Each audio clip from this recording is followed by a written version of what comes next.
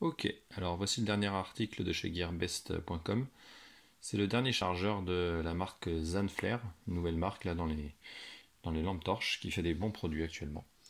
Alors, on va déballer le produit, je vais vous expliquer un petit peu les specs, le fonctionnement et puis les différents articles qu'il y a dans le paquet. Alors, quand vous ouvrez, il y a le chargeur en lui-même. Donc c'est un chargeur avec l'écran en bas et du coup la partie haute ici avec l'alimentation. Ici, un point intéressant, il y a une sortie USB, ça peut servir. Alors l'objet est de très bonne qualité, les plastiques en tout cas sont de bonne qualité, c'est plutôt bien fini. On s'approche de ce que peut faire Nightcore avec ses produits. Je ferai une petite comparaison là, avec le SC4 qui vient de sortir. Donc en tout cas, en vue extérieure, ça a l'air d'être un beau chargeur. Donc on a le manuel qui est donné avec, tout en anglais bien sûr. Et chose intéressante, on a soit l'adaptateur 220, un petit adaptateur 220 12 volts, ok, soit du coup vu que s'il est en 12 volts, on a le petit adaptateur allume-cigare. Ça c'est super intéressant, ça permet mine de rien de pouvoir l'utiliser en déplacement, quand on est en voiture, en camping ou ce que vous voulez. Ok, alors on peut voir tout de même sur la boîte, chose intéressante, les nouveaux chargeurs aujourd'hui sont des chargeurs assez puissants. Donc celui-là il est donné pour 1000 mA, donc ça commence à être intéressant pour charger une grosse lipo, enfin une lithium-ion pardon, une 26650 à 5000 mA. On n'aura que 5 heures de charge, ça peut être déjà pas mal. Avec les anciens on était plutôt dans les 0,5 0,3 ampères, donc c'était hyper long. Alors le fonctionnement, je vais le brancher histoire de voir ce que ça donne au niveau de l'écran. Hop là, voilà. Alors, première chose, je vais vous montrer un petit peu la taille par rapport du coup au dernier Nightcore. Donc, c'est quand même assez similaire en taille. Donc celui-là a peut-être une plus grosse excroissance ici là. L'écran est certainement plus soigné sur le Nightcore, c'est plus joli, c'est en couleur. Il y a des petits trucs intéressants, mais par contre vous allez voir qu'en fonctionnalité finalement, le Zanflare il est quand même plus facile à utiliser. Alors, on a ici un chargeur dit intelligent, c'est-à-dire qu'il peut charger les NiMH, les lithium-ion indépendamment. On a autre caractéristique, les 4 slots ici qui ont une empreinte assez grosse permettant de recevoir des 26650. C'est peut être pas mal. Par contre, je doute qu'on puisse en mettre 4 en même temps. Donc certainement 2 sur les extérieurs, un peu comme le Nightcore qui a les 2 empreintes juste sur l'extérieur. Le chargeur détectera automatiquement du coup la pile insérée, par exemple. Donc là j'ai une lithium-ion. Alors le plus du coup en bas, hein, le symbole est marqué. J'ai pas trop l'habitude, moi c'est plutôt dans ce sens-là d'habitude, mais bon. Du coup là on insère une lithium, il détecte automatiquement. On insère une NiMH, il détecte automatiquement et il va charger avec la bonne tension. Alors, c'est assez simple l'utilisation. Vous avez le petit écran, voilà, parfait, là on le voit bien. Donc le petit écran du bas ici, on a les 4 slots sur l'écran indépendants, ça c'est sympa, il n'y a pas besoin de cycler pour avoir accès aux différents modes. Vous avez un petit bouton en dessous de chaque slot, 1, 2, 3 et 4, qui vont permettre, on va le voir ici, de sélectionner l'affichage. Et ici, il y a un petit bouton mode ici, un bouton current. Alors, le bouton mode, le bouton de slot, c'est assez simple. Ici, on va cycler, il va nous montrer donc la tension actuelle de la lithium-ion, 362. Hop, là, le milliampère, donc là c'est le nombre de milliampères qu'il a su insérer dans la batterie. Donc c'est intéressant de savoir pour la capacité de la batterie. Chose fort intéressante, là c'est la résistance interne de la batterie. Donc ça vous permet de détecter si votre batterie elle commence à être fatiguée au bout d'un certain nombre de cycles, ou alors si elle était trop déchargée, elle peut être foutue. Donc là ça vous permet de voir 30 milliohms, ça paraît très très bien pour une batterie. Et donc là le temps de charge, et ici la charge effective. Donc là il est en train de charger à 500 mA la petite batterie que j'ai insérée.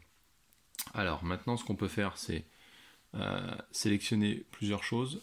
On a 3 modes différents de charge. Donc on a le mode charge qui est juste la charge de la batterie. Ok. On a le mode où il fait un cycle de décharge puis recharge. Donc c'est ce que lui, il va appeler. Alors pour accéder au mode, il faut insérer la batterie. Et pendant les 10 premières secondes, on va avoir l'affichage qui va se mettre à clignoter.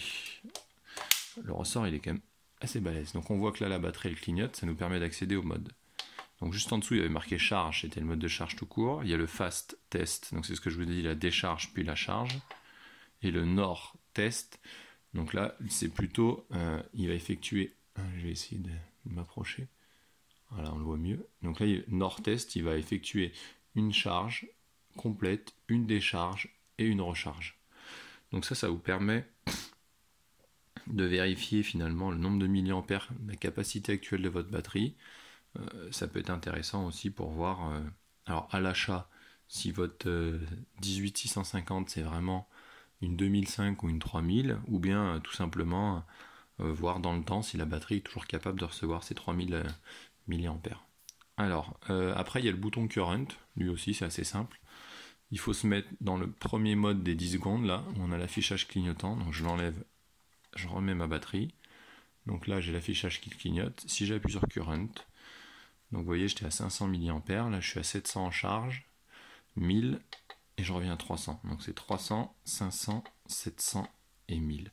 Donc vous pouvez sélectionner aisément le taux de charge de votre batterie dès l'insertion de la batterie en elle-même. Ok ? C'est quand même plutôt simple. Là, je veux voir la petite NIMH, là, le AA que j'ai mis. Je clique dessus, là. Je peux voir la résistance interne, 27. Donc, c'est plutôt correct. Non, 74, pardon. Milli. Ouais. Le temps de charge. Et pareil, donc si je l'insère, je l'enlève. Je peux accéder à différents modes. Donc, finalement, c'est quand même assez simple. C'est pas comme le Nightcore où on a un seul afficheur et on est obligé de cycler en fait. Donc l'afficheur il est quand même, on voit pas très bien. Voilà, l'afficheur il est quand même plutôt joli. Voilà, le petit effet là de scrolling ça avec la caméra. Mais le statut actuel là, de la charge de la batterie, donc 1,4 volts. On peut voir ici le temps, le nombre de milliampères qu'il a inséré dans la batterie. On peut voir la résistance interne, pareil, ce genre de choses. Par contre, on est obligé finalement d'appuyer sur les boutons en fait pour sélectionner les slots 1, 2, 3 ou 4. Donc c'est un petit peu plus... c'est plus joli l'écran est plus grand, mais c'est plus fastidieux de voir en fait les choses. Ici, c'est plus facile. 4 boutons, 4 parties d'afficheur. Franchement, il n'y a pas plus simple. Donc voilà, après, pas grand chose à dire. Bon, si ce n'est que...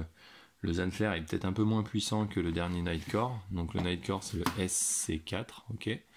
Là c'est le C4, le Zanflare. Donc lui il est donné pour 1000 mA, ok. Celui-là est donné pour 2000. Donc il est quand même plus puissant pour recharger les piles. Si vous avez des grosses 26-650, c'est sûr que ça ira quand même 2 fois plus vite avec celui-là. Bon, 1000 ça reste quand même un bon chargeur. Je l'ai remplacé mon ancien Nightcore D2 et D4 qui avaient des capacités à 0,3 et 0,5. Là c'est vrai que c'est quand même plus sympa d'avoir un chargeur qui charge à 1000 mA. Donc voilà, après rien de plus à dire, c'est le petit côté cordon allume-cigare moi que je trouvais intéressant quand même, mine de rien. Ça permet de pouvoir l'utiliser le jour où je suis en déplacement. Si je suis en camping ou en voiture, c'est quand même pas mal. Alors que celui-là, du coup, je vais être bloqué puisque celui-là, il a une entrée en 220 volts avec le câble typique ici. Alors bon, là, on a quand même une autre entrée en 12 volts aussi. Ça permettrait de l'utiliser. Par contre, malheureusement, Nightcore, ils n'ont pas fourni l'adaptateur. Donc, il faut trouver un adaptateur qui s'insère bien dedans. Surtout que c'est pas la même prise. Non, pas du tout. C'est pas du tout la même prise que le Zanflare. Donc voilà. Au final, je peux pas l'utiliser actuellement, quoi. Donc voilà, écoutez, je suis quand même plutôt satisfait, ça a l'air d'être un très très bon produit. Maintenant à voir dans le temps un petit peu comment il réagit, mais c'est un produit que je recommanderais pour tous, Ce produit sort aux alentours de 30 € sur Gearbest, alors que celui-là il sera plus dans les 60 €. Donc c'est quand même un très bon compromis. Voilà, bah écoutez, n'hésitez pas à poser des questions sur la vidéo si vous avez besoin de plus d'explications ou n'importe. N'hésitez pas. Voilà, j'espère que le test vous a plu. À bientôt.